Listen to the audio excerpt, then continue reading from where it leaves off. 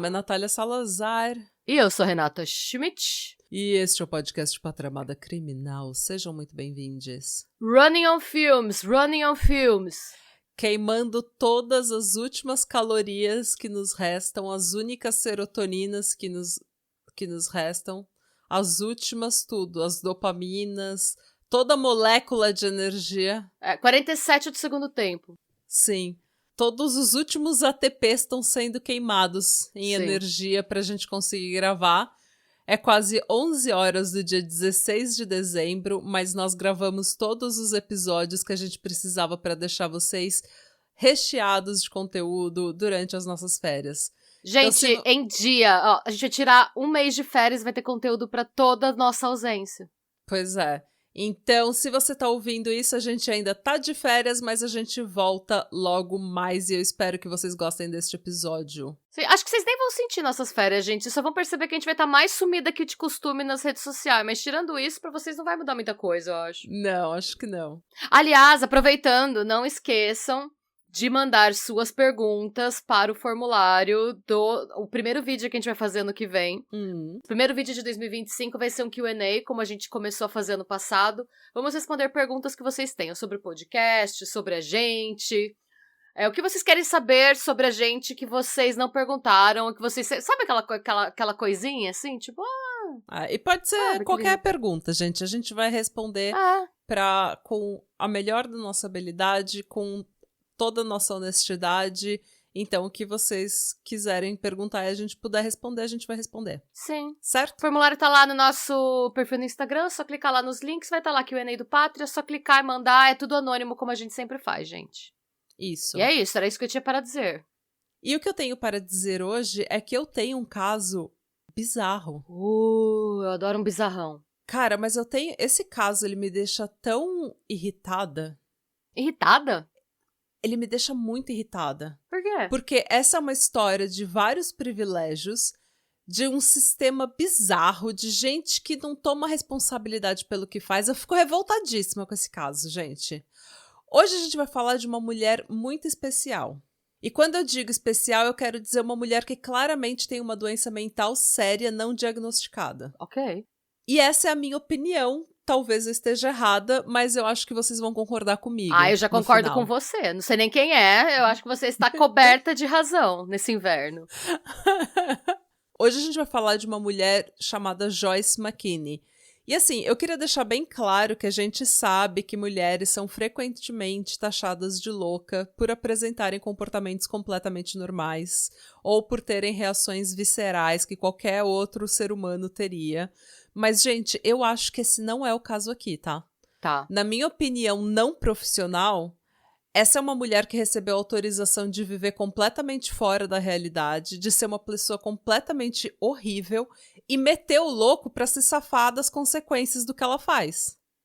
Tá? Ela teve as consequências que o universo deu pra ela, mas vou te explicar direito. Bom, o que já é mais do que a gente vê acontecer, né? Já é mais do que a gente espera, tendo em vista como o mundo tá hoje, né?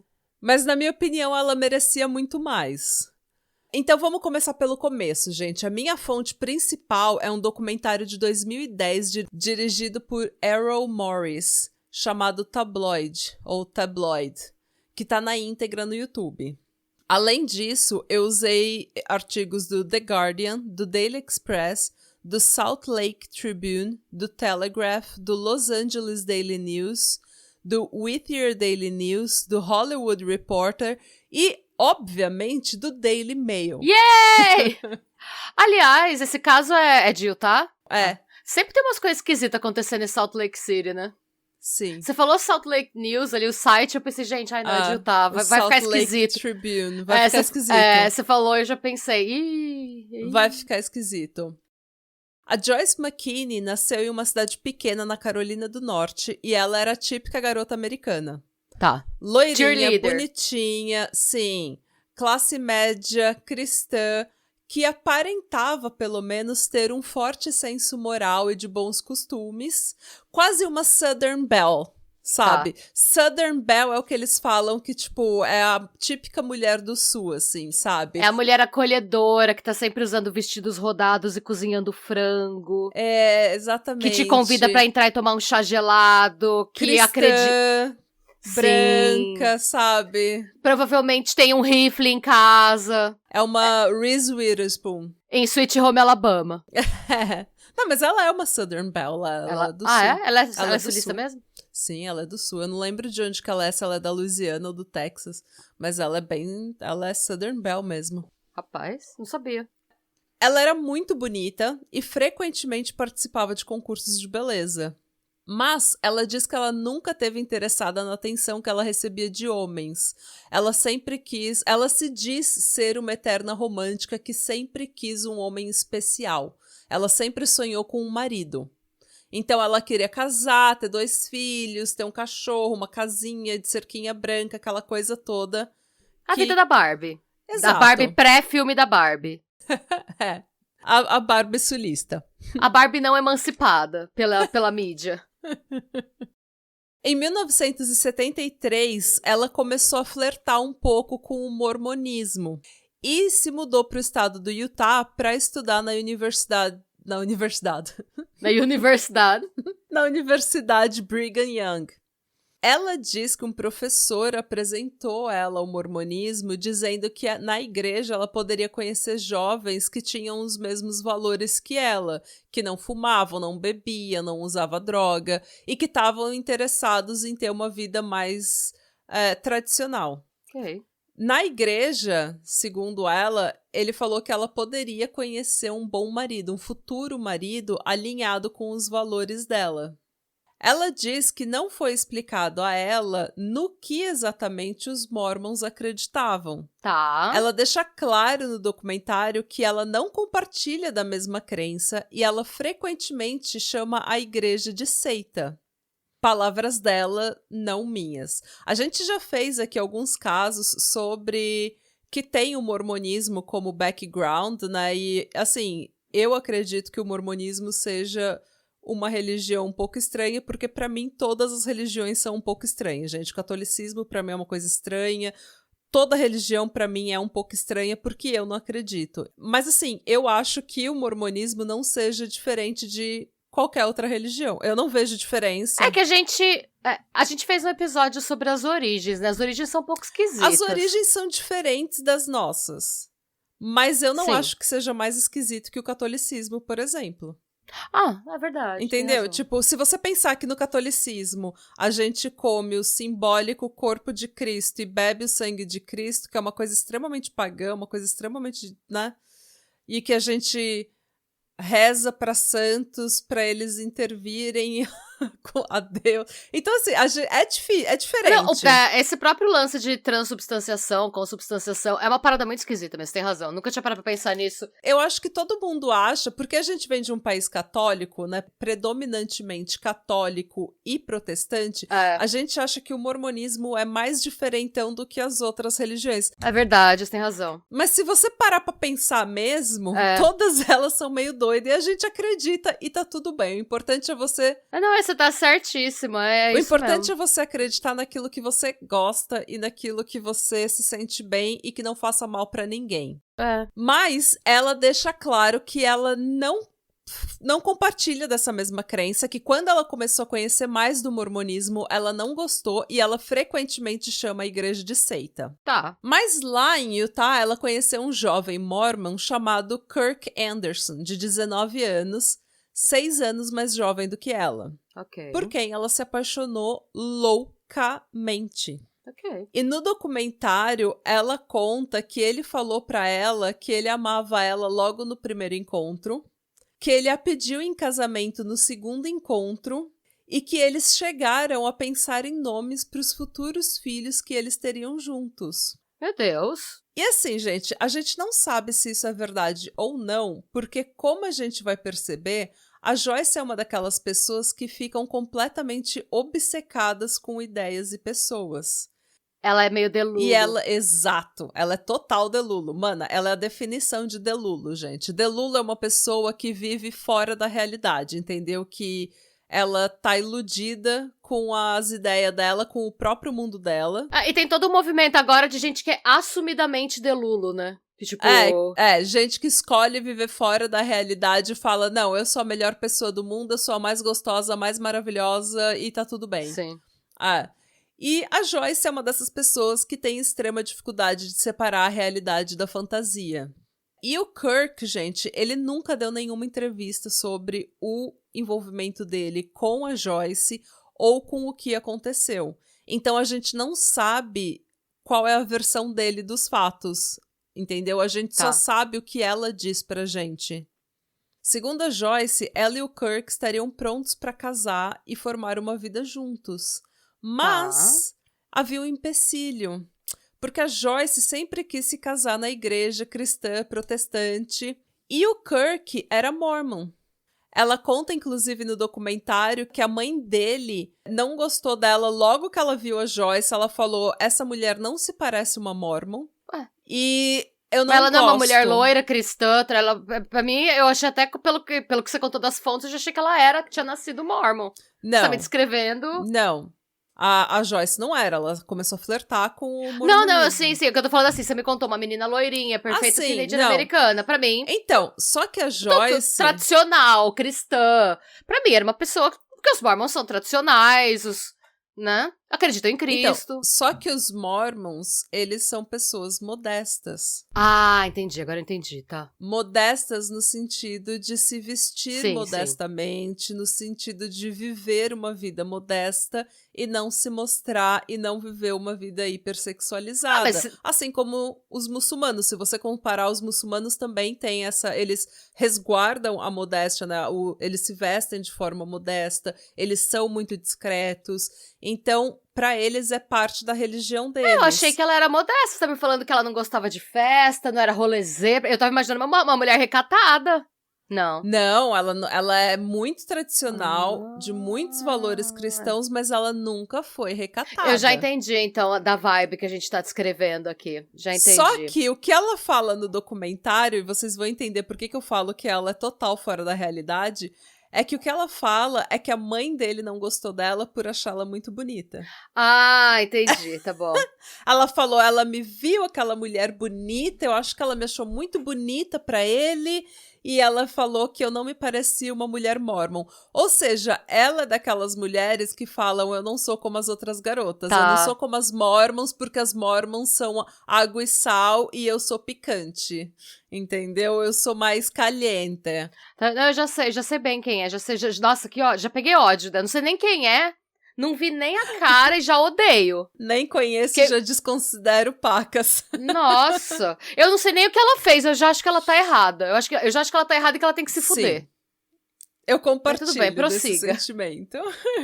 Não sei, eu admito que é uma visão totalmente preconceituosa minha. Estou julgando sim. E assim, gente, eu incentivo que vocês leiam sobre esse caso e quem entender inglês, ou se vocês acharem com as legendas, que vocês vejam esse documentário chamado Tabloid. Porque a minha percepção dela tá muito ligada a esse documentário. A minha percepção, a percepção que eu tô passando aqui é a percepção que eu tive depois de ver o documentário. Pra mim, essa é uma pessoa que não mora na realidade.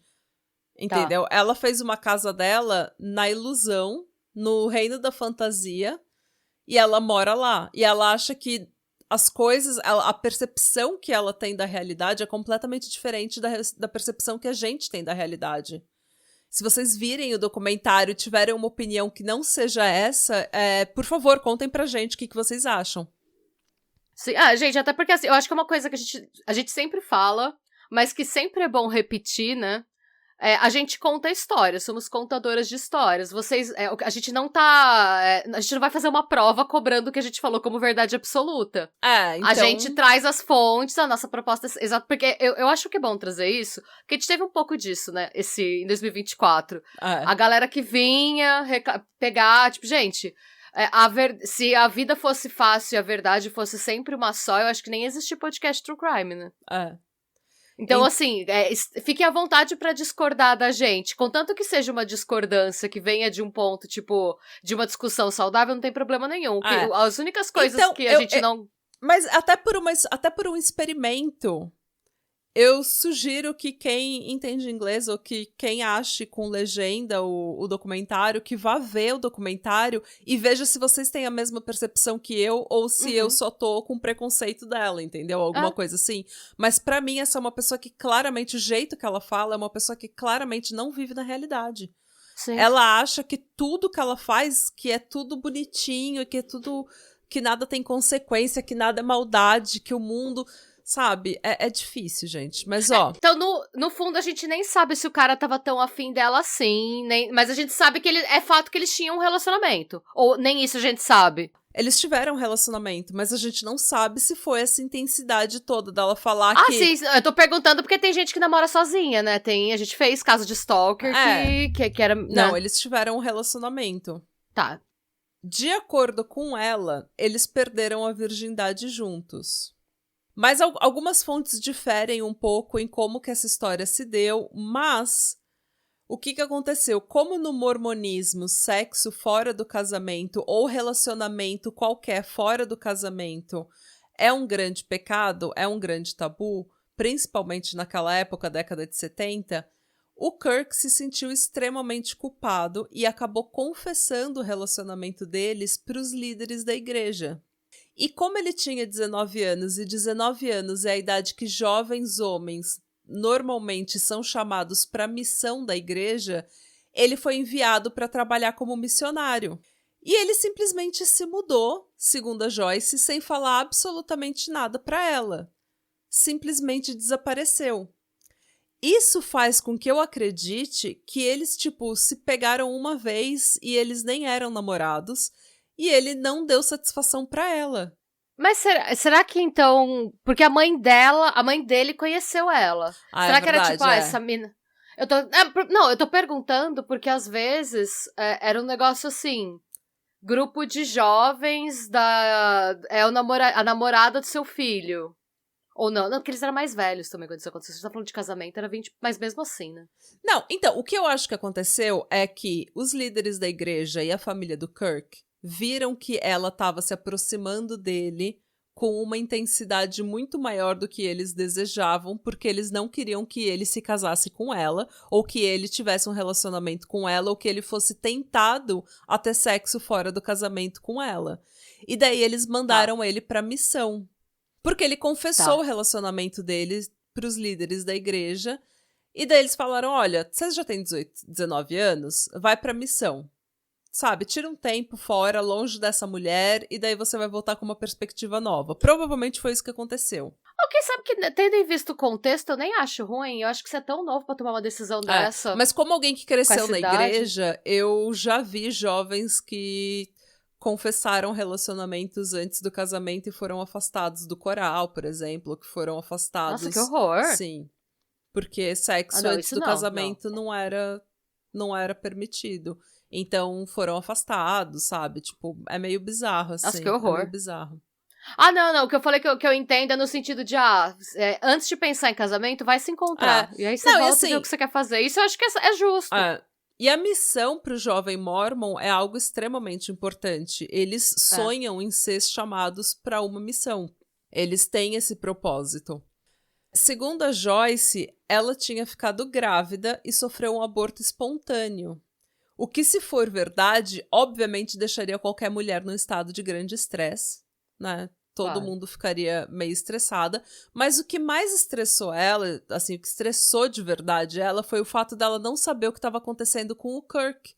Por que ele tinha desaparecido sem falar nada pra ela? Segundo ela, as coisas dele ainda estavam no apartamento dela quando ele simplesmente desapareceu. Ele não foi nem lá pegar as coisas dele e se despedir, sabe? Aí as coisas dele é tipo aquele restinho da pasta de dente. Ou coisas que ela pegou dele, né? Tipo, sem ele saber. Ou coisas que ela comprou pra ele, sabe? comprei uma escova de dente pra você aqui, e ele, obrigada. Obrigada. E só não pegou. Ai, gente. A Joyce surtou atrás desse homem. Ela ficou obcecada com a ideia de achar o Kirk. Porque pra ela, eles tinham tirado ele dela. Então, a Joyce se mudou para Califórnia e trabalhou 3 empregos, segundo ela, para poder contratar uma agência de investigação privada que encontrasse o amor da vida dela. Mas, gente, mulher, vai pro bar, vai sair, vai ter uns dates, entra no... Tem uns sites de dating cristãos. Um investigador particular descobriu que o Kirk estava morando na Inglaterra, em uma missão com a Igreja de Jesus Cristo dos Santos dos Últimos Dias. E essa mulher ficou arrasada. Porque para ela, essa igreja, que ela chama de seita, tinha feito uma lavagem cerebral no Kirk e enviado ele para a Inglaterra numa tentativa de separá-los. O que pode ser uma verdade, né? Mas você sabe que a perspectiva da Joyce não é exatamente a realidade, é meio exagerada. É que deve ser aquela pessoa que quando ele fala eu não quero, ela fala, eles estão te dizendo para dizer exatamente. Isso. Não é o que você quer. Exatamente. Essa é a perspectiva da Joyce, gente. Porque o Kirk, sendo um jovem mormon, por ele ser um jovem mormon, ir para a Inglaterra trabalhar como missionário era provavelmente apenas ele cumprindo o papel religioso dele, pro qual ele tinha se preparado a vida inteira, sabe? Que era um símbolo de status, você ser chamado para uma missão e você participar e você trabalhar para a igreja. Eles falam que você vai um menino e volta um homem, sabe? É aquela... E depois você volta e você dá testemunho nesse momento de brilhar, contar suas aventuras pra sua comunidade. Desculpa, nossa, engasguei. É um rito de passagem pro... Isso, é um rito de passagem. A Joyce, então, arrasada com a ideia de perder o Kirk, resolveu, então, ir à Inglaterra e tentar salvar o amor da vida dela das garras desse grupo poderoso que tinha feito uma verdadeira lavagem cerebral no homem que ela amava. Gente, nossa, essa mulher trabalhou pra conseguir... Ou ela era de família rica? Vamos chegar lá. Ah, tá. É, porque pra conseguir pagar o detetive e ir pra Inglaterra, né? Não, calma. Calma que você vai piorar. Calma que piora. Ai, meu Deus. Tá? Você não tá... Calcula o budget aí dela. Tá bom. Prossiga. Na Califórnia, ela tinha conhecido um arquiteto chamado Keith May, um amigo dela, que disse que não deixaria ela ir sozinha para a Inglaterra, porque, como ela estava falando que era uma seita, um culto, sabe, um grupo de autocontrole que estava fazendo uma lavagem cerebral com o Kirk, ele falou, gente, eu não vou deixar vocês sozinha. Você vai morrer. Você vai morrer, esse povo vai te sequestrar e te matar, não sei o que vai acontecer, parece que tá falando da máfia, né? E eles, então, começaram a bolar um plano para resgatar o Kirk. E é uma coisa tão infantil, né? Não parece plot de filme adolescente, de filme de uma criança, na verdade. Cara, sério. Eu não sei nem que eu não parece sei, Pequenos Espiões. Eu não sei que plot de filme é esse. Nossa. Eles colocaram um anúncio no jornal procurando 2 seguranças para acompanhá-los na viagem. Ai, gente, olha o budget subindo. E o anúncio que o documentário mostra diz o seguinte... Viagem gratuita para a Europa. Procura-se um homem grande, aventureiro. Preferência por bodybuilder ou músico. Por que música, eu não sei. Pra ele tocar canções e entretê-los enquanto Cara, eu não sei. Acho que ela achava que músico era tipo um badass, sabe? Era um cara machão, sei lá, não sei. Todas as despesas pagas se você ajudar uma lovely fox, ou seja, uma raposa adorável, a realizar uma fantasia romântica e sexual como parte de sua festa de casamento. Mas isso não é um anúncio de um segurança. Cara, desculpa, eu não sei. Eu não sei o que tá acontecendo. Esse é o anúncio que eles mostram no documentário.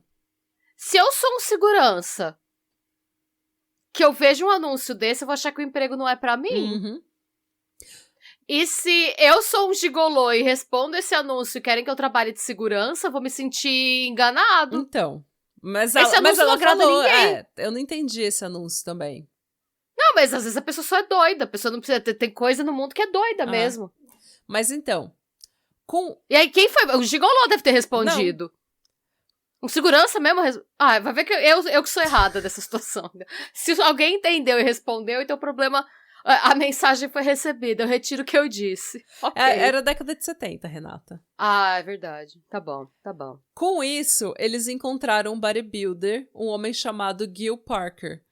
E com outro anúncio, eles encontraram um piloto de avião disposto a voá-los privado para Inglaterra. Ah, tá. Com certeza ela é muito rica. Olha o budget. Tá. Aumentando. O documentário entrevista o piloto, que é um homem chamado Jackson Shaw, e ele diz que ela tinha uma mala cheia de pastas e fotos e cartas com todos os detalhes da investigação para encontrar o Kirk. Ela diz pra ele que ela tá montando uma operação resgate pra salvar o amor da vida dela de um grupo poderoso que tá mantendo ele preso contra a sua vontade. Gente, o cara tá só lá dando sopa pros pobres, de boa. Então. Fazendo caridade. E o Jackson, sendo um bom menino. Ele falou que ele tava, o piloto, né, ele falou que ele tava numa fase da vida dele em que ele queria fazer alguma coisa diferente. Então, ele queria viver aventuras. Ele queria viver aventuras. Então ele achou tudo muito estranho, mas ele estava curioso para entender isso, e ele estava curioso para saber como que ela ia pagar essa viagem. Ele estava curioso também porque ela era extremamente atraente, entendeu? E ele já estava extremamente atraído pela Joyce. Ah, então tá. Porque quando ele foi pra entrevista de emprego, ela recebeu o Jackson usando uma blusa transparente e sem sutiã. Mas, gente, também ela fez o anúncio de segurança como se fosse o anúncio de um surubão. Então, é por isso que todo mundo tá interessado, né? É isso que eu acho engraçado, cara. Não, é que eu tava numa fase que eu queria viver aventuras. Não, mano, você seguiu o seu pau maluco. Foi só isso que você fez. O Não Jackson... tô tentando achar motivo. Você seguiu o pau maluco. Tudo bem. Eu preciso falar que todo mundo envolvido nessa história foi meio Mário camisa de força. Eles viram que ela era doida, e eles só porque ela era gostosa... Eles simplesmente seguiram. Homens, não façam isso. Não siga o pau maluco, gente. Não siga. É assim que vocês acabam com mulheres abusivas e doidas que fodem a vida de vocês, homens. Nenhuma história que começa com cara seguindo o pau maluco acaba bem nesse podcast. Não. Se cuidem, ouvintes. Não siga o pau maluco. O Jackson estava curioso, como eu falei, para entender como ela ia pagar pela viagem, porque estava tudo soando muito caro. Ele ia ter que alugar um avião, voar todo mundo até a Inglaterra, ficar lá, né, até eles acharem o Kirk e eles conseguirem pegar o Kirk de volta. Mas ela disse que ela trabalhava como modelo, então que ela tinha um dinheiro. E ele meio que... Tipo, ele fala que quando eles foram alugar o avião, por exemplo, eles tinham que dar um cartão de crédito. E ela falou, eu não tenho um cartão de crédito. Mas ela abriu uma bolsa e tinha, tipo, várias notas de $100. Ela só pegou um bando de nota de $100 e pagou em dinheiro o avião. Então, tipo, ela tinha algum dinheiro. Vamos saber mais sobre. E assim, a Joyce, claramente vocês estão notando, né, que ela sempre teve noção de que ela era muito bonita e sensual, e ela definitivamente usava isso a favor dela, gente. Um dos muitos privilégios que a gente vai ver nessa história é o privilégio dela ser uma branca gostosa. E no documentário eles inclusive falam da relação do Keith com ela, que era como se ele fosse o capacho escravo sexual dela, sabe? O soldadinho dela. Era uma dinâmica, não era uma dinâmica de amigo, não era uma dinâmica de quem tava protegendo ela. Ele era o cara que tava apaixonado por ela, esperando ela perceber que ele estava lá o tempo todo, e sempre foi ele. Exatamente. Ouvintes, não façam isso. Não siga o sonho do nerdola apaixonado. Não, essa pessoa fica te dando migalhas pra te manter no gancho dela, pra te manter ali no anzol. Bem, depois de uns dias, lá se vão todos pra Inglaterra. A Joyce, o Keith, o Jackson e o Gil.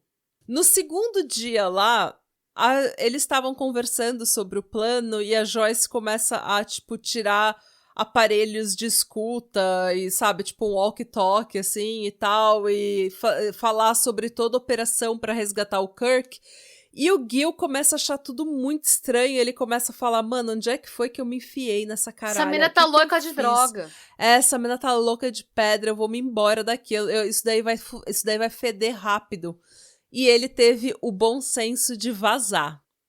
Uns dias depois, ela e o Keith e o Jackson estacionaram o carro na frente de um prédio em Surrey, um dos locais que o investigador particular tinha dito que o Kirk poderia estar.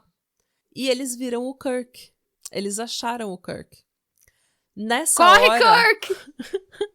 Nessa hora, o Jackson para e pensa, pera lá, esse cara tá numa igreja, num prédio que é claramente uma igreja, ele tá bem vestido de terno e gravata, ele tá sorrindo, ele tá conversando com as pessoas, isso não é uma seita, ele é mormon. E daí ela fala, não, é que ele é mormon tal, e a igreja tá tentando mantê-lo contra a vontade dele, pra separar a gente, porque a gente ia casar e sexo antes do casamento é tabu na igreja mormon.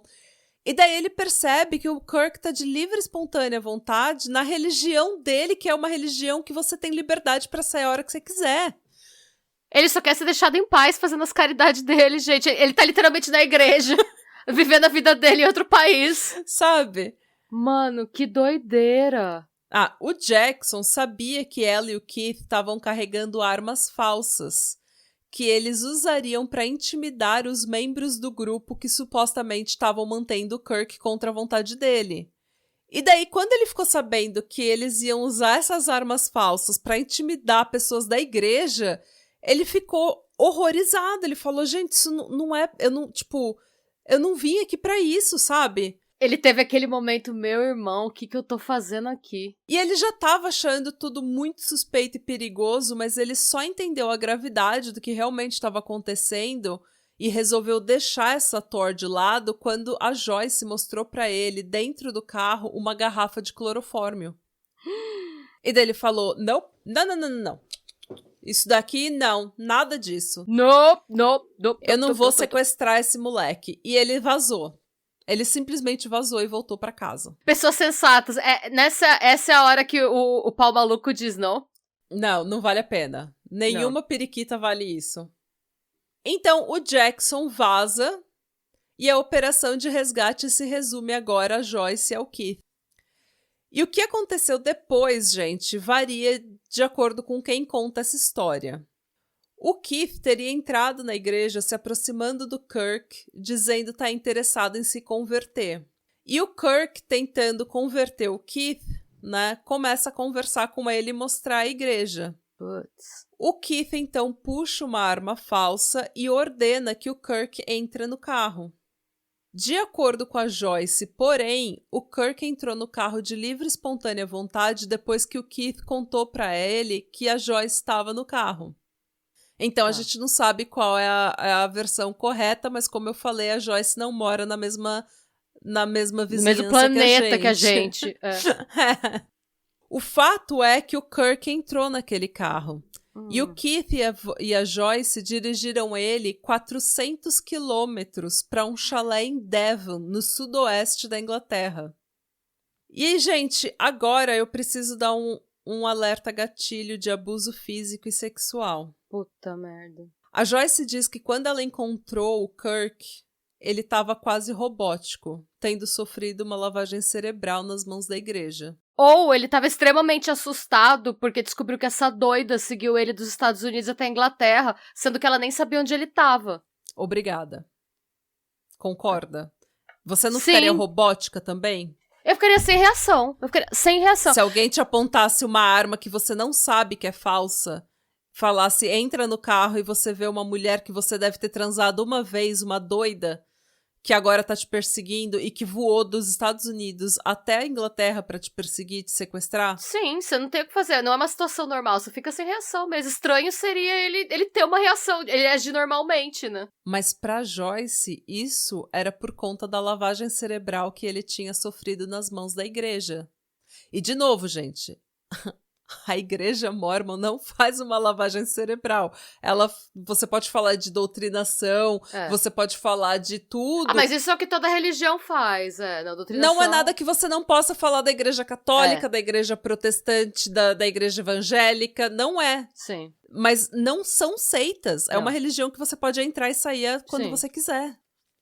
Na fantasia dela, porém, ele estava robótico porque ele tinha sofrido uma lavagem cerebral. E ela achou que ela era a pessoa que deveria libertá-lo e trazê-lo de volta à realidade. No chalé, o Kirk foi acorrentado na cama pelos punhos e tornozelos. Ai, não. E a Joyce o estuprou repetidamente, dizendo que ela só pararia quando ela ficasse grávida.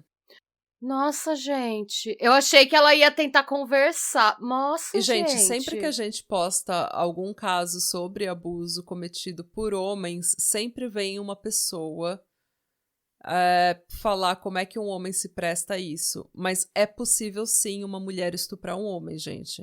Sim, assim sim, como é verdade. num ato de estupro, algumas mulheres ficam lubrificadas por conta, né, da situação, do trauma e, enfim, homens também, apesar de estarem em uma situação traumática, o corpo deles também responde fisicamente a estímulos, a certos estímulos, e até por uma questão de autodefesa, enfim, é possível estuprar um homem, gente. E mesmo assim, gente, vamos supor que, sei lá, tipo, é até ridículo a gente ter que discutir isso, né? Mas não deixa de ser o estupro, mesmo que a penetração não tenha acontecido. Ele não queria essa mina pelada se esfregando nele. Não.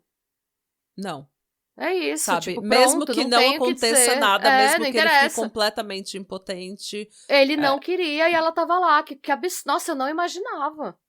Que horror. É um caso... Não, piora. E vocês vão entender o porquê que eu odeio essa mulher. E eu odeio o sistema que protege essa mulher. E eu odeio o sistema que se formou em que um homem passa por isso. E tem gente que não acredita nele ou diz que não é possível uma mulher estuprar um homem e que diz que a dor dele não é relevante. Nossa, mas que enfim. absurdo. Nossa. A história contada pela Joyce, obviamente, difere muito. Em mais uma prova de como ela não consegue separar a realidade da fantasia, no documentário ela diz que ela encontrou o chalé porque ela estava procurando um lugar onde ele pudesse se recuperar e se normalizar em paz. Nada, ela alugou um cativeiro. Ela diz que os lençóis eram de seda, azuis para combinar com os olhos dele, com as iniciais dele bordadas. E que o quarto tinha uma lareira, e que a geladeira estava recheada com suas comidas favoritas. Não interessa. Que ela cozinhava para ele como se fosse sua esposa. Nossa. Ela descreve o encontro como uma lua de mel, onde eles se amaram como nos velhos tempos. Mano. Ela literalmente descreve isso rindo. Mano. Aí, eu acho que assim, eu não sei também, que você vai me contar até o final, né? Porque você viu o documentário, eu não vi, eu não conheço a história. Tô chocada.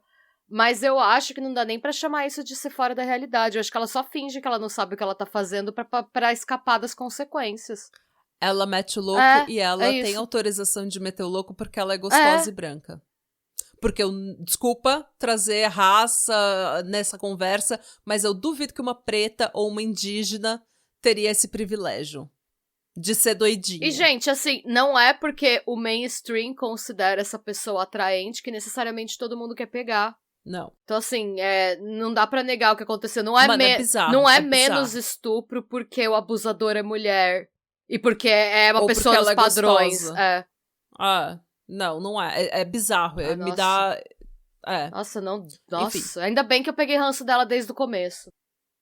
Ela diz que a primeira vez que eles tentaram ter sexo, ele não conseguiu performar. Claro que não! Ele tá sendo estuprado! Que quando ela tentou transar com ele, ele se sentou na cama e começou a orar desesperadamente. Gente, tadinho desse menino. Isso, na teoria dela, porque ele estava se sentindo muito culpado por causa da lavagem cerebral que fizeram com ele. Na fantasia dela, a única forma de libertá-lo da culpa do mormonismo seria amarrá-lo e ter relações sexuais com ele. Ela diz que isso foi só tipo um BDSM básico, que era para ele se libertar do ego, sabe? Deixar o controle de lado e ficar mais relaxado. Gente, olha a pessoa inventando um migué pro próprio sadismo. Ela afirma ter lido isso em um livro para jovens cristãos, que uma possível cura para repressão sexual seria amarrar a pessoa para que ela abrisse mão do controle. Claro, o famoso guia do jovem cristão amante de BDSM. Sim. Ah, você leu, né? Você leu isso. Claro, todo mundo. Quando você faz 13 anos, sua mãe te dá de presente. O famoso que toda boa família cristã tem um em casa. Sim. Imagina. Mas, nossa, gente. Nossa, eu tô indignadíssima. Eu tô indignadíssima. Eu tô com uma dó dele. Não interessa o motivo. Se você toca numa pessoa e ela se levanta dura na cama, gritando orações pra Deus... A cabeça do menino devia ser Satanás na frente dele. É claramente um sinal de que a pessoa não tá pronta pra sexo. Ela só não quer. Não interessa o motivo, se foi lavagem cerebral ou não. Ela diz que eles então fizeram amor por 3 dias sem sair da cama. E foi o que eu falei, ela relata tudo isso como ela salvando ele da repressão sexual, que ele estava impotente, mas ela curou ele, e que daí eles fizeram sexo por 3 dias seguidos, sem sair da cama, e ela cozinhava pra ele, eles viveram uma lua de mel, e que ele tava feliz. O moleque ficou 3 dias em cativeiro, sendo abusado por essa doida. Doida não, porque não dá pra culpar o Cid por isso aí é outra coisa. Mano, você quer saber uma coisa que mais me ofendeu nessa história? Eu não sei por que foi o que mais me ofendeu, mas eu achei isso de uma violência muito grande, que eu fiquei me imaginando no lugar dele. Não, sim. Tá. Ela conta que ela tinha comprado óleo pra fazer massagens, porque, segundo ela, ele adorava as massagens dela. E que ele pediu pra ela fazer uma massagem nas costas dele. Só que quando ela tentou fazer a massagem, ele tava com as vestimentas Mormon, que... pra quem não conhece, né, gente, os Mormons, depois que você passa por um rito de passagem, você passa por uma espécie de batismo. Tá, uma espécie de confirmação na religião. Eu não sei exatamente qual que é o nome, porque eu não lembro da nomenclatura que eles dão. Mas eles passam por todo um ritual. E daí você atinge uma autoridade maior dentro da igreja. Quando você atinge essa espécie de batismo, nessa espécie de autoridade, você usa vestimentas, que é tipo uma roupa sagrada. São roupas de baixo, que é uma vestimenta, é uma roupa íntima que você usa por baixo das suas roupas, como se fosse uma cirola. E essas roupas, elas são sagradas para os Mormons. Elas existem para que você seja protegido da tentação do pecado. Tá. E para você usar no templo como um ato de respeito. Tá. Pelo que eu entendo. Também, gente, se alguém tiver alguma correção para fazer, pode fazer que eu corrijo aqui. E o que ela conta? O que para mim foi um ato de violência extrema? Ela conta que quando ela foi fazer a massagem que aparentemente ele pediu, ele estava usando as vestimentas Mormon. Porque lembra que ela tirou ele do templo, né? Sim. Ela sequestrou ele estava no templo. E que ela, então, arrancou as vestimentas dele, a roupa íntima dele, sagrada, e jogou na lareira. É a mesma coisa que você queimar o hijab de uma mulher, eu entendo. É uma violência muito grande, é uma negação a tudo que a pessoa acredita. É a mesma coisa que falar isso que você acredita é uma merda. É isso, é uma violência, é uma agressão. Mana, eu fiquei tão ofendida com isso. E eu não sou uma pessoa religiosa, gente. Eu sou. Também não, mas é uma ofensa. E no documentário, o entrevistador pergunta, você arrancou as vestimentas dele? E ela gargalha, Renata, e fala, eu arranquei, taquei tudo no fogo, aquelas vestimentas feias, fedidas. É onde elas deveriam estar, todas no fogo. Ela fala como se fosse brincadeira. É por isso que eu falo que essa mulher, ela teve autorização de viver numa realidade paralela, que ela não vê os atos dela como atos de violência extrema. Tipo, ela não vê a seriedade das coisas que ela fala e do que ela faz. Nossa. Eu fico indignada, gente. Eu tô indignada. E ela tem autorização de fazer isso porque ela é gostosa. Todo mundo passa pano pra ela porque ela é gostosa. Depois de uns dias no chalé, eles foram até Londres, segundo a Joyce, para se casar. O Kirk teria inclusive telefonado para o pai dela nos Estados Unidos e pedido a mão dela em casamento. Em Londres, porém, ela diz que o Kirk compra um jornal e é aí que ele vê noticiado que ele havia sido sequestrado do templo. Pelo que a Joyce conta, lá em Londres, em nenhum momento ele tentou alertar a polícia ou fugir dela. o que seria prova de que, até aquele momento, ele não se sentia sequestrado ou mantido contra sua vontade de forma alguma. Só que quando ele comprou o jornal e viu que todo mundo acreditava que ele tinha sido sequestrado, eles ligaram para a mãe do Kirk e a Joyce diz poder ouvir o quão brava ela ficou de saber que ele estava com ela. A Joyce fala no documentário que ela podia ouvir a mãe dele gritando no telefone, falando: não acredito que você está com essa mulher e não sei o quê, e não sei o quê, e não sei o quê, e você transou com ela, o que está acontecendo? Você vai ser excomungado. Pela Joyce, né, o Kirk teria sido informado aí, pela mãe dele, que a Scotland Yard e o FBI estavam à procura dele. Que bom que alguém tá procurando esse menino. Sim. E ele então resolve voltar até o templo em Surrey para dizer que ele tá bem e conversar com as autoridades da igreja.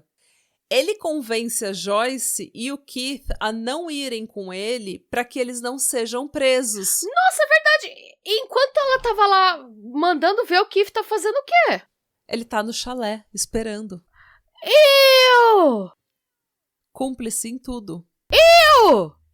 Uhum. Eu achei que ele tinha ido dar um rolê, que ele tinha... Não, ele tá no chalé esperando. Ele é o soldadinho dela, o capacho. Então, gente, o que esse menino ia fazer? Ele não tinha o que fazer, ele não tinha como fugir.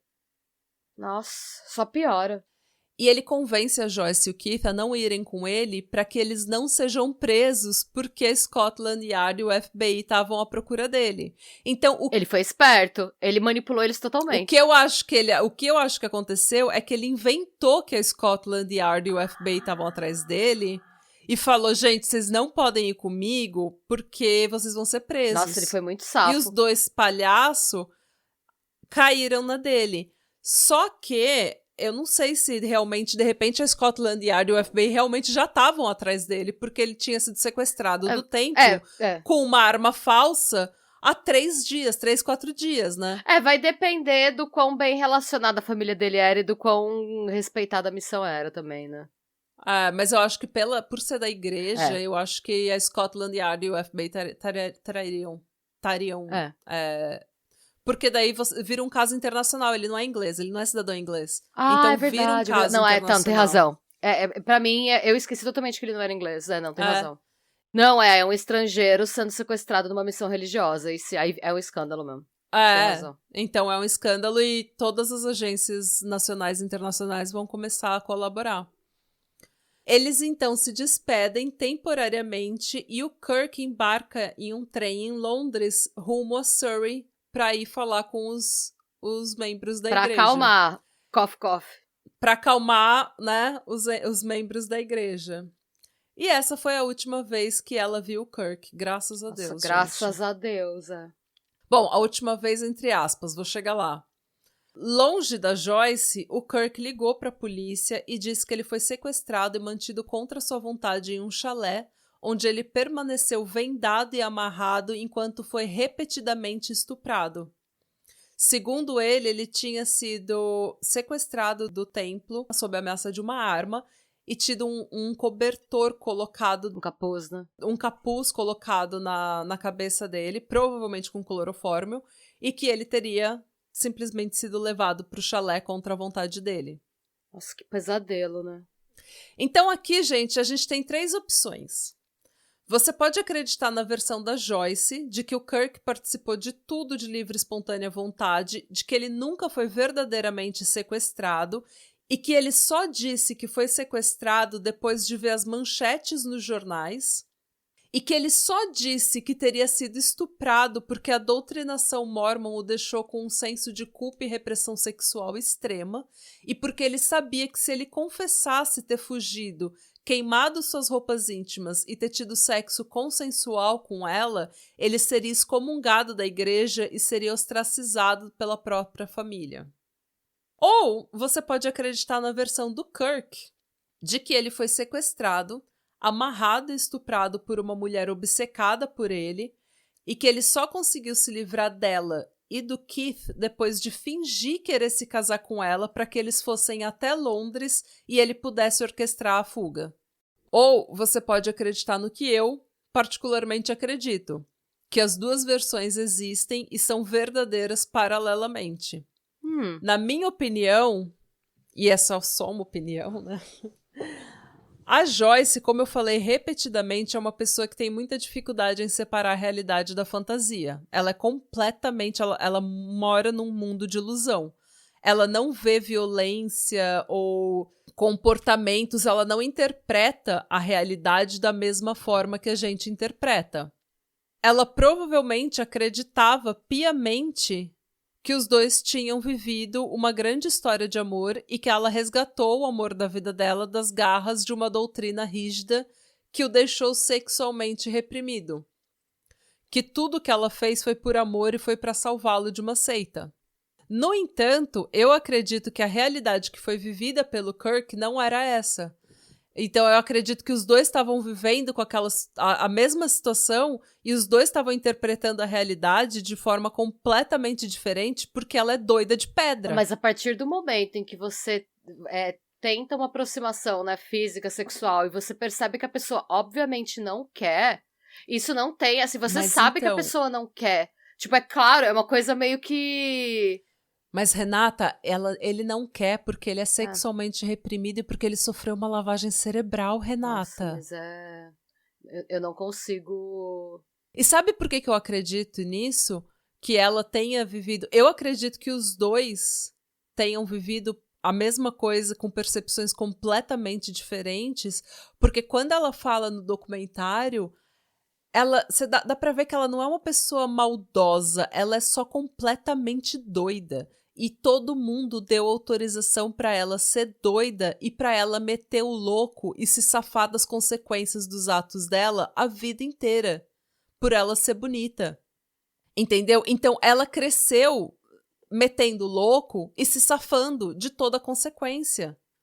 E a vida dela desmoronou por causa disso, porque ninguém falou, minha filha, você é gostosa, mas você é doida, e você não pode fazer o que você tá fazendo, você é violenta, você tá fazendo uma coisa absurda, você tá cometendo um ato de extrema violência contra uma pessoa. Ninguém falou isso pra ela. Pois alguém devia. Pois eu vou ligar. Pois eu vou ligar agora. E vou avisar, para de ser agora. doida. Eu acredito 100% de que o Kirk tenha sido estuprado. Que ele tenha se sentido perseguido, invadido, importunado, coagido, estuprado em cada estágio dessa história. E que em cada momento ele se viu obrigado a participar da fantasia dela para preservar a própria vida, a própria segurança, com medo do que ela e o Keith poderiam fazer com ele caso ele resistisse. Então eu acredito que muito da fantasia dela achar que era consensual era porque ele tava, mano, essa mulher é doida, eu preciso fingir que eu tô na fantasia dela pra ver... Eu acho que foi até coisa, tipo, ele ter falado pra ela, vamos se casar, vamos pra Londres se casar? Eu acho que foi a ideia dele, sabe, só pra falar, vamos para Londres. É porque Londres é uma das cidades mais monitoradas do mundo, né? A chance de alguém te reconhecer e te achar em Londres é muito maior. É muito maior. E de lá ele sabia como pegar um trem pra Surrey. Entendeu? Então eu acho que ele começou eu acho que foi a ideia dele, eu acho que realmente ele falou, vamos se casar?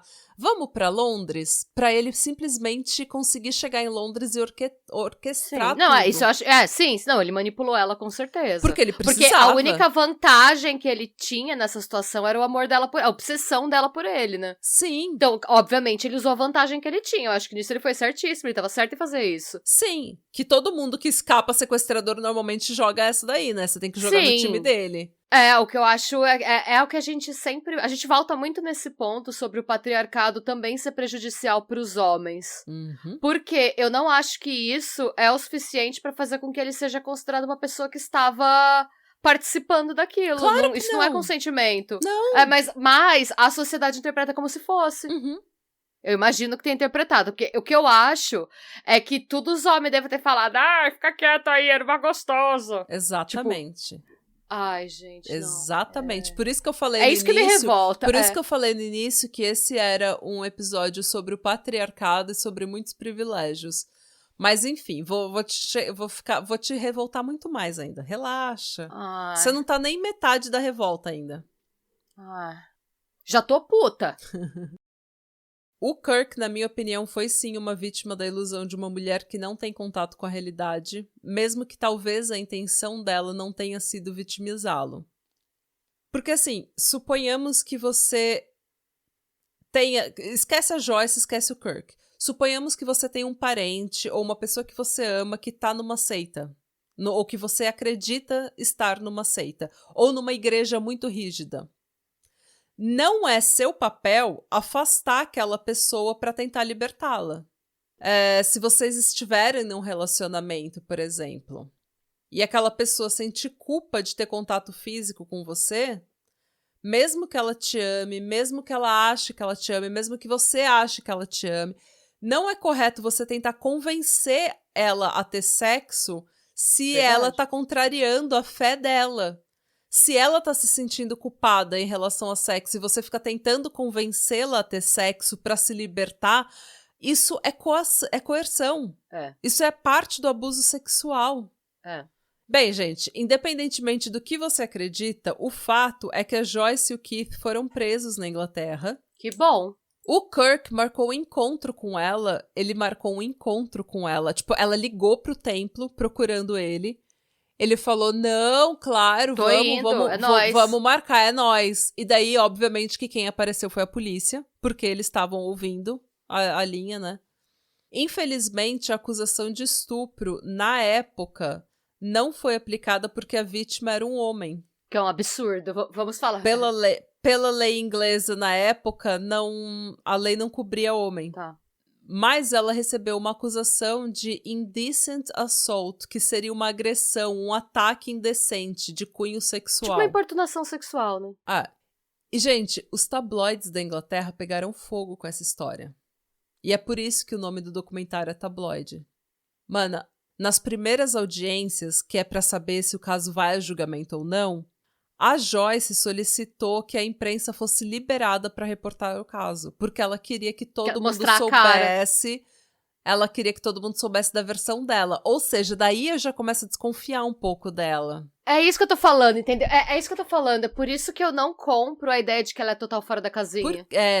A partir do... Porque assim, você pode ter uma percepção da realidade distorcida e ainda assim ter consciência do que é certo e do que é errado. Ela sabia que abrindo pra imprensa, a partir do momento que vissem a cara dela, as roupas dela e o jeito dela, a galera ia tender a passar pano pra ela. Então, a partir do momento que você tá conscientemente fazendo isso, você pode responder pelos seus atos, porque são atos conscientes. Sim. E ela definitivamente manipulou. Eu falei que ela sabia o quão bonita ela era e o quão sensual ela era e como ela usava isso pra manipular as pessoas ao redor dela, principalmente homens. Mana, era como se ela tivesse estudado a cultura de tabloide inglesa. Todos os depoimentos dela eram uma frase de impacto. Ela se mostrava como essa mulher americana, moderna, sexualmente liberada, querendo salvar o homem da vida dela da repressão sexual. E ela se achava ela era a Ernesta Hemingway, né? A nova heroína americana, né? Mana, ela disse em uma das audiências, acho que devo explicar o que é bondage e as inibições sexuais de Kirk. Kirk foi criado por uma mãe muito dominante. Ele tem muita culpa sobre sexo porque sua mãe o super protegeu a vida toda. Ele tem que ser amarrado pra ter um orgasmo. Tipo, como se isso fosse o kink dele. Eu amo tanto o Kirk. Eu teria descido o Monte Everest esquiando nua com um cravo no nariz por ele. E é uma declaração de impacto porque você vê o quão louca de amor ela é. Ela não é louca, ela é louca de amor. É uma gostosa que é louca de amor. Ai, gente, isso tem que acabar, sabe? Ela permaneceu na cadeia por 3 meses. Ela e o Keith, tá? É que o Keith assumiu um papel coadjuvante nessa história. Como sempre, né? Como tudo na vida. Ai, Keith, melhore. O juiz resolveu que o caso iria sim a julgamento, mas cometeu o grave erro de liberar ela e o Keith sob fiança para aguardar o julgamento em liberdade. 2 nem me viu, já sumi. Com o julgamento aprovado, tudo que fosse publicado na imprensa antes do julgamento seria considerado desacato ao tribunal, então os tabloides tiveram que se acalmar. Mas tudo mudou quando eles ficaram sabendo que o julgamento não iria acontecer. porque a Joyce e o Keith, aguardando o julgamento em liberdade, conseguiram assumir a identidade de 2 pessoas falecidas, conseguiram um passaporte falso cada um e fingiram ser surdos para conseguir embarcar num avião e fugir para os Estados Unidos. Gente, essa história só piora. Parece um episódio dos Trapalhões. Então, só que com uma vibe toda errada. Porque o que ela fala é que eles assumiram uma identidade de 2 pessoas falecidas, conseguiram esses passaportes falsos, e daí na hora do embarque ela viu que tinha um grupo de surdos mudos que estavam embarcando. E eles fingiram ser igual pra ninguém fazer pergunta pra eles sobre o passaporte. E assim, por que você tá tendo todo esse trampo se a verdade e a justiça estão do seu lado, amada? Se você tá certa. Mana, por que você tá fugindo? Mana, você sabe o que ela fala no documentário? Ela, todo mundo fala que eu fugi. Eu não fugi, eu apenas deixei o país. Fugida! Tá vendo? Com passaporte falso. Aí faça-me o favor. Não, aí pra mim você vai me desculpar, porque pra mim isso não é ser louco. Pra mim, isso é se fazer de sonsa. É ver o quão longe você consegue ir se fazendo de sonsa. Mas então, o que eu acho que acontece é que ela tem essa visão distorcida da realidade, ela não percebe a realidade igual a gente. Então, é aí que tá. Eu acho que ela só sabe que se ela meter o louco do jeito certo, não acontece nada com ela. Porque foi isso que aconteceu a vida toda dela. É isso. Eu não acho que ela acha que ela tá certa. Eu acho que ela sabe que ela tá errada, mas que se ela agir do jeito que ela sempre agiu, não vai acontecer nada. Eu não sei se assim, é que eu também, já falei, eu não assisti o documentário. Eu acho que acho que ela real acredita na fanfic dela. É? Eu acho. Eu não Porque sei. vendo o documentário, você não, mano, você não acredita. Eu tava vendo o documentário, eu vi o documentário 2 vezes, eu não acreditei no que eu tava vendo. Porque você vê que é uma pessoa que não é que ela é maldosa, que ela tem aquela ruindade no coração, mas é uma pessoa que ela não percebe a realidade igual a gente. Tudo bem, você pode não ser maldoso, mas apenas não se importar pros problemas dos outros, para os sentimentos dos outros. Mas ela sabe o que ela tá fazendo porque ela sabe manipular as pessoas. Ela sabe manipular as pessoas. Ela sabe manipular a imprensa. Ela sabe manipular o homem. Como eu falei, ela manipulou supondo que ela realmente toda. acredite... Não, isso a partir do princípio que ela realmente acredita nessa realidade. Se eu acredito que foi isso mesmo que eu fiz, eu não vou fugir, eu quero limpar meu nome, eu quero que todo mundo saiba o que eu fiz. Eu salvei o amor da minha vida. É verdade. Por que eu vou fugir? Você tem razão. Então, se eu acredito na minha fic, eu vou defender ela até o final. Eu acho que eu tô certa, eu vivi aquilo. Como que vocês não vão acreditar em mim? Vocês têm que viver porque... Mas, a partir do momento que você foge... É aquilo, você está me dizendo uma coisa e fazendo outra. Eu vou acreditar no que você faz, não no que você fala. Não, você tem razão. Você tem razão. Eu não tinha pensado... Eu acho que eu tava pensando ainda muito eu tava muito na minha cabeça. O negócio é que você viu ela falando, porque eu não tô vendo ela. Porque se eu visse, era capaz de eu concordar com você. É aí que tá. Esse é o poder da manipulação. Nossa, é verdade. Eu fui manipulada pela gostosa. Você tá me dando fatos, eu tô só ouvindo, eu não tô vendo. Eu não vi, eu não googlei essa mulher. Não sei quem ela é. Não vi a cara dela, não vi vídeo, não vi nada. Não tô conhecendo essa história agora. Eu ouvindo fatos, eu tô falando, bullshit, ela sabe exatamente o que ela tá fazendo. É capaz de eu ver trecho e eu concordar com você. Falar, coitada. Não, ela tá eu só não se acho ela divertindo. coitada. Eu nunca falei que ela é coitada. Não, mas é capaz de eu falar, ela tá só, deixa ela viver. Entendeu? Eu tô falando, eu não vi. Não, eu acho que ela é a pior pessoa que existe, mas eu acho que ela tem esses momentos que ela realmente acredita na fanfic dela. Quem faz isso tá muito acostumado a mentir com convicção. Tem razão. Gente, eu fui manipulada pela gostosa. Eu aqui julgando o povo. E fui manipulada. Mas a gente não sabe. Às vezes a galera vai assistir e vai concordar com você, não sei. É que pra mim, assim, eu não comprei. Nisso, eu não tinha pensado em certas coisas. Eu não acho que ela é Delulu, não. Pra mim, ela fez tudo, sabe? Pra mim é assim, mas eu concordo com você, porque eu não acho que ela é sádica.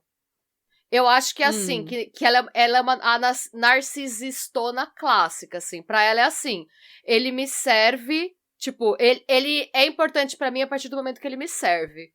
Se não me serve, não me interessa. Não é tipo, não me serve, quero que sofra. Não me serve, não tá mais no meu campo de visão. Não me interessa, não é problema meu. Foda-se. Eu acho que você pode ser um erro da natureza e não ser necessariamente uma pessoa maldosa. Ela só não se interessa. Tipo, foda-se se você tá bem, se você tá mal. O que interessa é o meu prazer, não o seu. Você não precisa estar confortável para eu estar feliz. É isso que ela... A partir do momento que ela... transa com o cara, que ela estupra o cara por 3 dias e pra ela foi uma lua de mel, você vai me desculpar, ela sentia ali que ele não estava gostando do que estava acontecendo com ele. Ela sabia que ele não estava feliz aí, ela só não se importou. Foda-se, ele gostando ou não gostando não faria diferença pra ela. O importante é ela. É verdade. Então é aquilo, eu acho que tem uma... Não tem como você passar... Não tem como você passar por 3 dias, passar por ele claramente resistindo você ou não querendo rezando, estar o cara com você, ajoelhou e começou a rezar, rezando, gente. E você achar que ele tá... Mas é que ela fica pensando que tudo que ele faz é porque ele sofreu uma lavagem cerebral. Não, tudo bem a história que ela conta pra ela mesma. É fato que ela chega perto da pessoa e a pessoa se recolhe. Não interessa a mentira que ela conta pra ela mesma. É fato que pra ela teve a satisfação sexual dela. Você viu que ela contou, ela se divertiu a valer ali. Porque assim, vamos supor que... Vamos fazer um exercício intelectual e pensar, vamos supor que fosse verdade, que ele tivesse com uma lavagem cerebral e ela resgatou ele. Por que ela não podia esperar um pouco pra transar com ele? Ela precisava fazer aquilo daquele jeito. Mesmo que fosse verdade, o que ela fez já teria sido errado. Mesmo que a fic fosse real... Mano, você resgatou a pessoa, você ama essa pessoa, você quer o bem dela, você vai esperar. Não, mas é o amor da sua vida.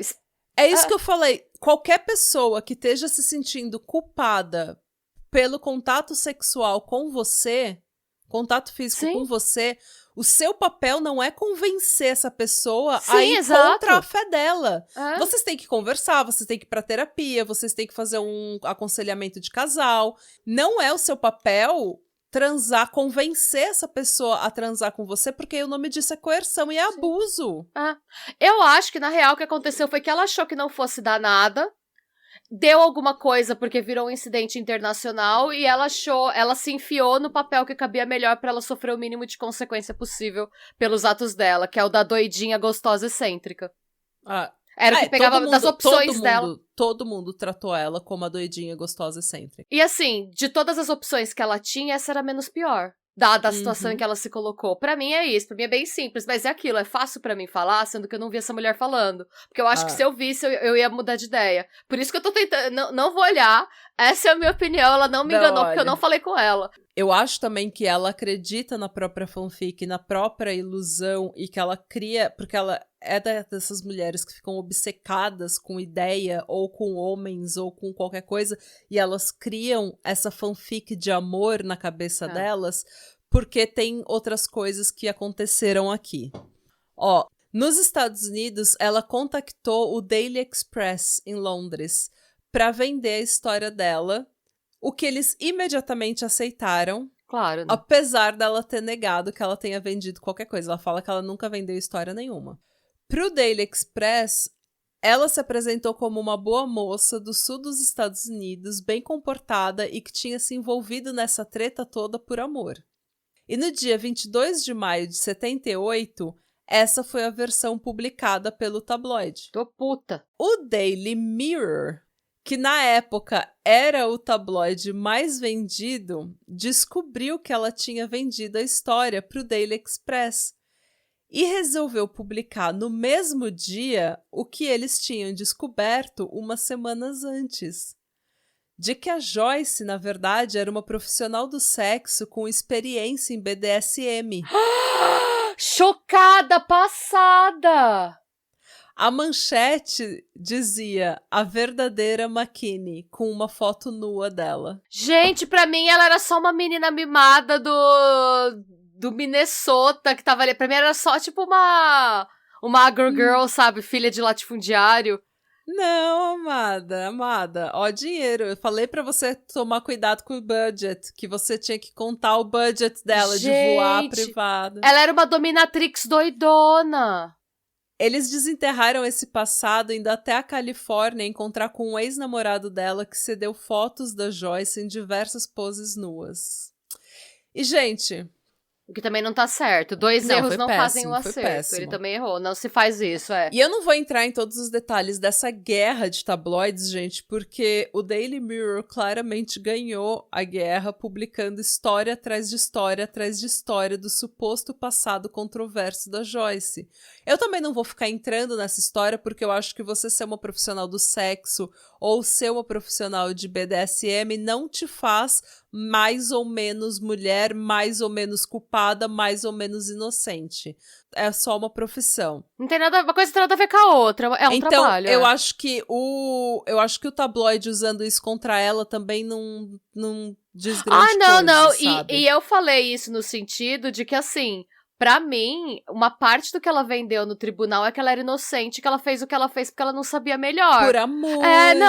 O meu choque não é pela profissão dela, não, tá, gente? É só que, assim, eu tava com a impressão, o único fiapo de simpatia que eu poderia ter, o único fiapo de pano que eu poderia tentar passar por ela é falar que é uma pessoa, eu imaginava que era uma pessoa que... super protegida, que Exato, não sabia mais. Que não sabia lidar com a vida, mas não é o caso, gente. Aí não dá pra você falar que ela não sabia de, tipo... Até, pra você ser uma dominatrix, a gente sempre recomenda o nosso episódio com a Lady Brigitte, que foi maravilhoso, foi o caso da Elaine O'Hara, lá em 2021. A dominatrix tem que conhecer o código de conduta do BDSM, e a própria Lady Brigitte disse que o consentimento é a parte fundamental do BDSM. Sim. Então não tem como ela ser uma profissional do sexo, uma dominatrix, e não saber disso. Pois é. Aí não tem nem o que falar nesse caso. Então não tem nada a ver com a profissão, é só falar que ela não pode nem dar desculpa que ela não sabia da vida o suficiente. O que ela diz, pra se defender disso, é que o Daily Mirror colocou a cabeça dela num outro corpo e que aquelas fotos não eram dela, que aquelas fotos foram todas manipuladas. E que a prova disso é que a mulher, o corpo que eles colocaram nela era um corpo com seios pequenos e ela tem grandes seios. Essa é a prova. É. A pessoa tá lá com aquele silicone de tipo 2 litros em cada peito. Essa pessoa dessa foto não tem peitos. Esta eu tenho. Ela negou completamente todo o passado dela como profissional do sexo ou profissional BDSM, tá, gente? Então, vou deixar aqui o disclaimer de que isso é a história que saiu no tabloide. Então não é confirmado. Assim, não é confirmado. Porque eles dizem que eles conseguiram então o negativo das fotos. Não, então tá. Entendeu? Tá. Então, não é que... Só que ela diz que não, que eles colocaram a cabeça dela num outro corpo e que as fotos eram todas falsas. Então tá. Nossa, essa é uma batalha dura, acreditar no tabloide ou na fanfiqueira? Então, aí é que tá, entendeu? Na criminosa sexual. Essa história tem de tudo, gente, essa história é doida. Em 1978, então, o que eles fizeram com essa mulher foi um show de machismo. Eles objetificaram ela e usaram ela de todas as formas possíveis para vender jornal. Ou a louca, porque amava demais, ou a profissional do sexo, víbora, viúva negra, que era uma dominante violenta. Ela foi colocada tipo, nas mais diversas caixinhas do clichê da objetificação feminina, né? Exato. E tudo isso enquanto a gente esquecia completamente a verdadeira vítima dessa história. Sim. O Kirk. A história da vítima, Kirk Anderson, caiu completamente no esquecimento, como se ele fosse apenas um detalhe na história da protagonista Joyce, que poderia ser uma mulher apaixonada que faria de tudo por amor ou uma puta devoradora de homens, dependendo de que tabloide você comprasse. Em nenhum momento, porém, ela foi chamada do que ela realmente é. Uma mulher mentalmente instável que cometeu um crime terrível contra um jovem mórmon que foi repetidamente violentado emocionalmente, fisicamente e sexualmente. A Joyce nunca pagou pelo que ela fez com o Kirk na justiça. Nossa. Ainda em 1978, o juiz inglês condenou ela e o Keith em absentia, ou seja, sem a presença deles no julgamento, a 1 ano de prisão pelo não pagamento da fiança. Não foi pelo crime de estupro. Nossa. A Inglaterra nunca pediu a sua extradição. Ela pode até viajar, né, em teoria, já que a extradição nunca foi pedida. Né? Sim. A gente não sugere que ela viaje pra Inglaterra, por exemplo, mas... Não, mas é que, em teoria, se ela for viajar pra qualquer lugar que extradite pra Inglaterra... se tivesse o pedido de extradição, né, a situação dela seria mais complicada, mas nem isso tem. Em 1979, o FBI prendeu os dois, ela e o Keith, por terem viajado com passaportes falsos quando eles fugiram de volta para os Estados Unidos. Os dois receberam uma sentença suspensa e foram liberados. Nossa, que horror, né? O Keith morou e aparentemente morreu no Canadá. Ele morreu em 2004, então a gente não sabe muito mais sobre ele. O Kirk se casou finalmente com uma mulher da Igreja Mórmon, a religião na qual ele permaneceu. Ele trabalhou no aeroporto de Salt Lake City, onde em 1984, apenas 6 anos depois do estupro, a Joyce foi presa novamente por persegui-lo. No carro dela havia um diário com anotações que detalhavam a rotina do Kirk, mapas, algemas e uma corda. Mas ela foi liberada novamente. Gente, como pode? E, assim, gente, na minha opinião, esse é um caso que exemplifica muito o patriarcado e como ele vitimiza homens além de mulheres. Sim. Mesmo que de forma e intensidade diferentes. Por um lado, você tem uma mulher sendo objetificada na mídia para vender tabloide, o que é um tema recorrente do patriarcado. Mas, muito pior, você tem uma vítima que foi completamente apagada da história depois de sofrer uma violência sexual e religiosa absurda, simplesmente porque essa vítima era um homem e isso não vendia jornal. Nossa, que triste. A Joyce cometeu sequestro, coerção, importunação, abuso espiritual, físico e sexual. E teve autorização da sociedade de meter o louco e sair dessa história apenas como uma gostosa doidinha que fode bem pra caralho. Não, e assim, isso vindo de duas sociedades extremamente tradicionais, né? Extremamente puritanas, né? Você tem os americanos e os ingleses. É o puritanismo reina. Olha a hipocrisia. O sistema que a gente vive, que algumas pessoas ainda insistem em defender, não vê mulheres como uma ameaça física a homens, o que por si só já é machista, mas pior ainda, reduz a gravidade de crimes cometidos contra homens por mulheres. A prova de que o crime contra o Kirk foi reduzido a um mero detalhe na história da Joyce é que o caso ficou conhecido não como sequestro e estupro de Kirk Anderson, mas sim como o caso do Mormon escravo sexual ou caso do Mormon algemado. Eu fiquei arrepiada. Nossa, gente, é total... Eu escrevi isso, eu fiquei arrepiada Nossa. lendo. Eles apagaram o Kirk completamente dessa história. O caso do Mormon escravo sexual ou o caso do Mormon algemado virou uma cautionary tale, uma história que Mormons contam uns pros outros para alertar Mormons jovens aos perigos do mundo. Mas calma que não acabou. Não acabou. Em 2008, ela se tornou notícia na Inglaterra e no mundo, mais uma vez. Isso porque o pitbull terrier chamado Booger que ela tinha e que ela amava como filho, faleceu. E ela entrou em contato, sabe-se Deus como, com um time da Universidade Nacional de Seul, na Coreia do Sul, para clonar o seu pet. Ah, tá vendo? O clone foi um sucesso e eles conseguiram não apenas mas 5 novos Boogers. A notícia era de que uma tal Bernard McKinney teria clonado seus cachorros, mas a imprensa logo descobriu que a tal Bernard McKinney e a Joyce McKinney eram as mesmas pessoas. Eram a mesma pessoa. Apesar da fama e de nunca ter pagado pelo que ela fez, a gente pode dizer que a vida se encarregou de fazer um pouco de justiça. A Joyce nunca se casou ou viveu um outro amor, segundo ela, por escolha própria dos homens. Ela viveu a maior parte da vida dela sozinha, foi atacada por um cachorro que ela tinha adotado para protegê-la da atenção de estranhos e teve que usar uma cadeira de rodas para se locomover durante grande parte da vida. Ela disse ter se tornado agorafóbica por conta da atenção dos tabloides.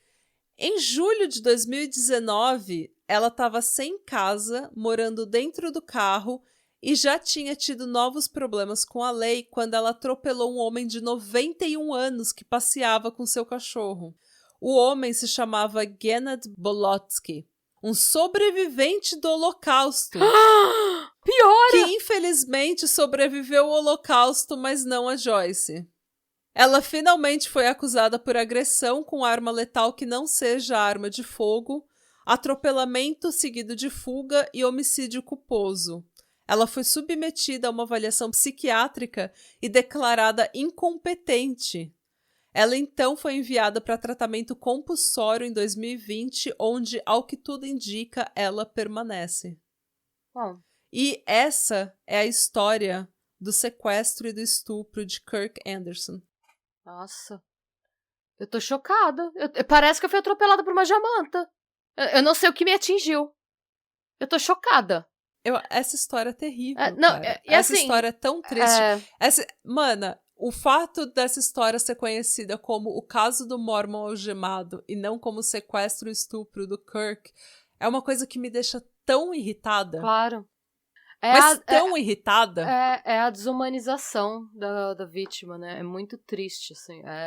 E eu sei que é uma coisa que vão falar, porque sempre falam quando a gente traz caso assim. A gente sabe que no dia a dia as estatísticas são de violência... Tipo, as estatísticas de violência contra a mulher são muito maiores do que as de violência contra o homem. A gente sabe de tudo isso, a gente faz roteiro sobre isso.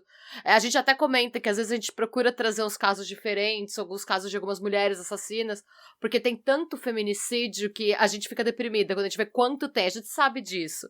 A gente não aguenta mais. O nosso ponto aqui é só reforçar sempre que 2 erros não fazem um acerto, e que o patriarcado é ruim pra todo mundo. Uma vítima é uma vítima. Exatamente. O fato de homens sofrerem violência ou homens sofrerem estupro não faz a balança pender pro nosso lado. Exatamente. É isso que eu acho importante reforçar. Uma vítima homem não faz a balança se equilibrar. São apenas 2 vítimas. Exatamente. E, gente, ele não fez nada. Ele tava vivendo a vida dele, sabe? Mano, ele casou, ele continuou um homem da igreja e essa mulher foi atrás do trabalho dele, velho. Essa mulher que já não morava mais em Utah foi até Salt Lake City. E pra ela enfrentar alguma consequência, ela precisou praticamente zerar o bingo do horror, né? Ela matou um sobrevivente do Holocausto de 91 anos. E o cara tava só passeando com o cachorro dele. Então, assim, só assim pra ela sofrer alguma consequência. Tipo, só o universo pra punir. Então, e a avaliação psiquiátrica declarou ela incompetente. Então, eu acho que ela é bem fora mesmo. Ela é bem fora. É por isso que eu acho. Por causa disso, porque ela nunca quis mais casar. Mas você tem que ter inteligência pra fugir do país. Você tem que ser resourceful. Nada justifica. Ela conseguiu. Ela sabia o que ela tava fazendo. Ela pode não bater bem, mas ela sabia o que ela tava fazendo. Nada muito fácil que ela sabia. Não, claro que ela sabia. O que eu falo é que eu acho que ela realmente é daquele tipo de narcisista que... Sabe aquela mãe que abusa a criança e daí quando a criança cresce e fala no almoço de família, nossa, você me batia? Ela, eu não me lembro. Você era uma criança feliz. Esse é o tipo de mulher que eu acho que ela é.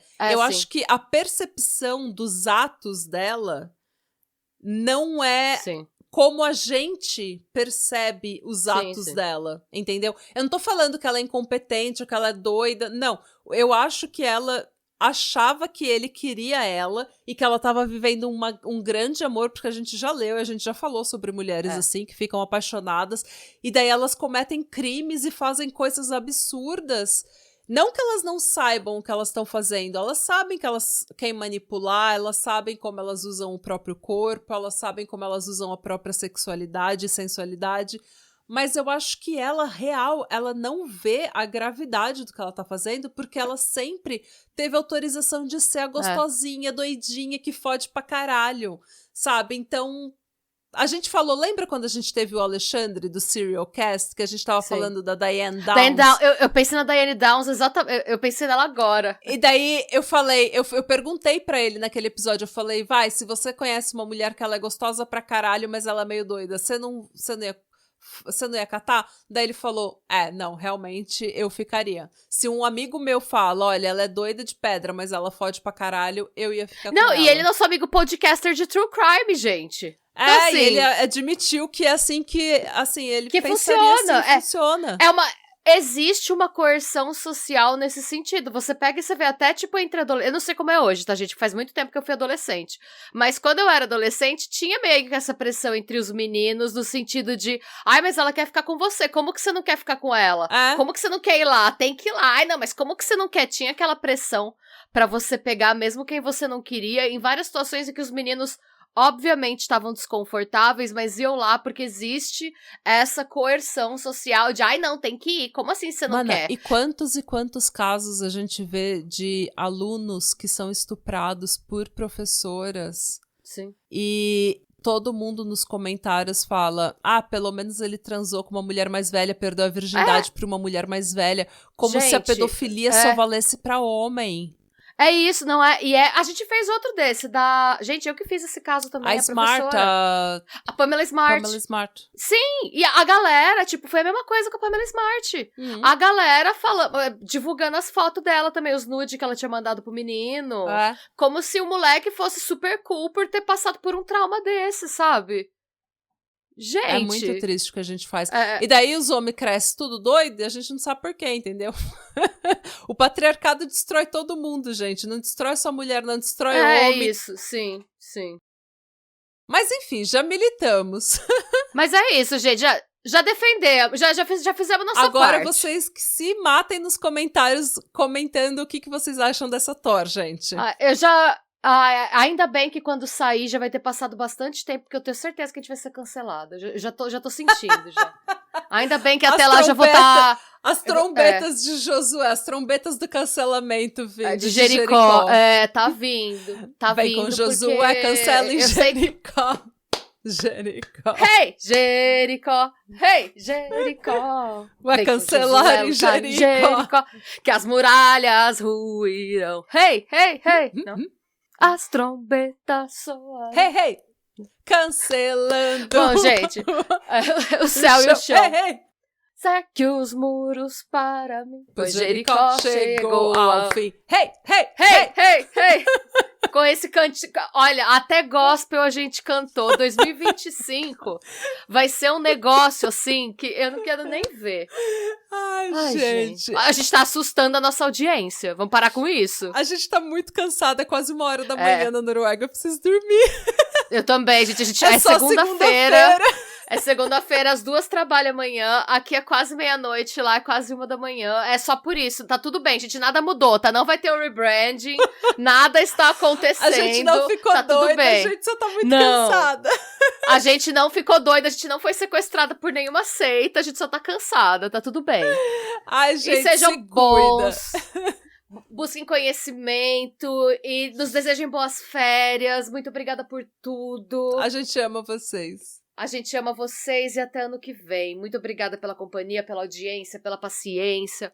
E todas as opiniões expressas nesse podcast são as nossas opiniões, que são completamente autênticas e honestas. E eu espero que, se você discorda dessas opiniões, você não nos cancele, mas apenas venha debater com a gente.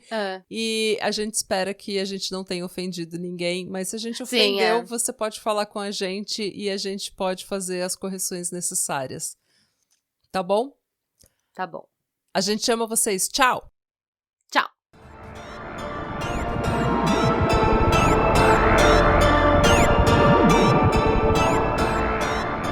E se você gostou desse episódio e quer receber conteúdo exclusivo sem comerciais, vá até a Orelo para se tornar um apoiador do Pátria. Você também pode se inscrever no nosso canal do YouTube para episódios inéditos todos os domingos. E agora sim, tchau!